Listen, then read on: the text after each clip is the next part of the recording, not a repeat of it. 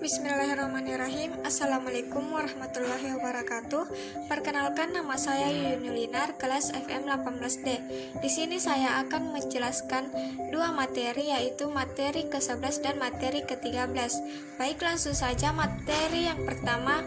Saya akan menjelaskan pada materi 11 tentang dividen payout ratio, sales growth, asset growth, dan cash flow. Baik, yang pertama yaitu Dividend Payout Ratio atau DPR, yaitu pembagian laba perusahaan kepada para pemegang saham yang disebut pembagian dividen. Dividen mencerminkan kebijakan dividen dari manajemen mengenai besarnya dividen yang harus dibagikan kepada pemegang saham. Secara matematis dapat dirumuskan yaitu DPRS sama dengan DPS dibagi EPS. Yang kedua yaitu sales growth, yaitu pertumbuhan penjualan atau growth of sales, yaitu kenaikan jumlah penjualan dari tahun ke tahun dan dari waktu ke waktu. Perusahaan yang memiliki tingkat pertumbuhan yang tinggi akan membutuhkan investasi yang banyak. Secara matematis dapat dirumuskan yaitu sales growth sama dengan net sales atau dalam kurung T dikurang net sales dalam kurung T kurang 1 balas kurung dibagi net sales dalam kurung T dikurang 1 balas kurung. Baik, yang ketiga yaitu cash flow atau arus kas, yaitu suatu laporan memuat informasi tentang sumber dan penggunaan kas perusahaan selama periode tertentu, misalnya 1 bulan atau 1 tahun. Secara matematis dapat dirumuskan yaitu CF sama dengan AKO ditambah AKI ditambah AKP, di mana CF adalah arus kas, AKO adalah arus kas bersih dari aktivitas operasi, AKI adalah arus kas bersih dari aktivitas investasi, dan AKP adalah arus bersih dari aktivitas pendanaan. Yang keempat yaitu asset growth, merupakan aktiva yang digunakan untuk aktiva operasional perusahaan. Secara matematis dapat dirumuskan yaitu asset growth sama dengan total aset dalam kurung T balas kurung dikurang total aset dalam kurung T dikurang 1 balas kurung dibagi total aset dalam kurung T dikurang 1 balas kurung. Baik, materi yang kedua saya akan menjelaskan pada materi 13, yaitu yang pertama, metode EVA atau Economic Value Added. EVA biasanya dipergunakan untuk mengukur kinerja keuangan perusahaan yang dapat dengan mudah diintegrasikan dalam aktivitas perusahaan sehari-hari. NOPAT merupakan salah satu unsur penting dalam perhitungan EVA.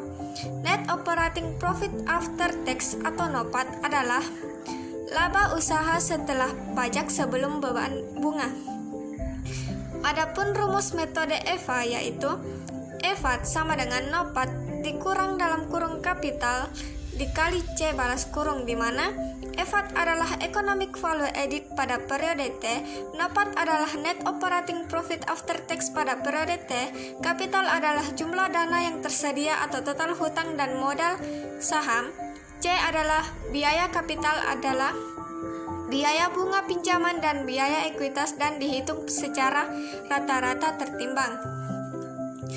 Yang kedua adalah Refined Economic Value Added atau biasa disingkat dengan REVA. Konsep ini dalam perhitungannya memakai komponen seperti dalam perhitungan EVA, namun dibedakan dalam memperlakukan modal. EVA memakai nilai buku ekonomis, sedangkan REVA menggunakan nilai pasar badan usaha, karena dianggap lebih mencerminkan kekayaan pemegang saham daripada nilai buku ekonomis. Dalam REVA, laba operasi setelah pajak atau NOPAT dikurangi dengan biaya modal dari nilai pasar modal yang diinvestasikan. Adapun rumus dari REVA yaitu REVAT sama dengan NOPAT dikurang dalam kurung MV T dikurang 1 dikali KW balas kurung, di mana REVAT adalah Refined Economic Value Added pada periode T, NOPAT adalah Net Operating Profit After Tax pada periode T, MVT kurang 1 sama dengan nilai pasar dari badan usaha pada periode T-1. KW adalah biaya kapital adalah biaya bunga pinjaman dan biaya ekuitas dan dihitung secara rata-rata tertimbang. Yang ketiga yaitu Financial Value Added atau FVA.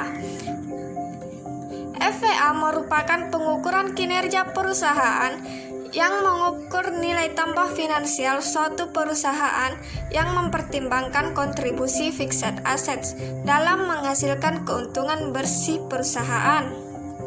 Adapun rumus dari FVA yaitu FVA sama dengan NOPAT dikurang dalam kurung EDT dikurang DT plus kurung di mana EVAT adalah Financial Value Added pada periode T, NOPAT adalah Net Operating Profit After Tax pada periode T, EDT adalah Equivalent Depreciation pada periode T, DT adalah Depreciation pada periode T. Baik, yang keempat yaitu Market Value Added atau MVA. Konsep ini merupakan kinerja perusahaan dalam menciptakan kekayaan bagi penyandang dana, menunjukkan selisih antara nilai perusahaan dengan nilai kapital.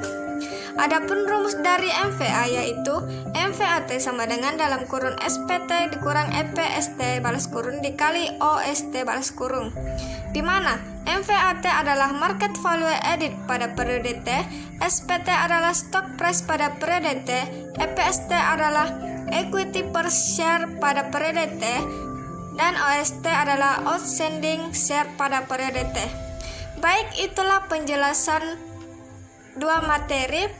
Sekian dan terima kasih. Wassalamualaikum warahmatullahi wabarakatuh.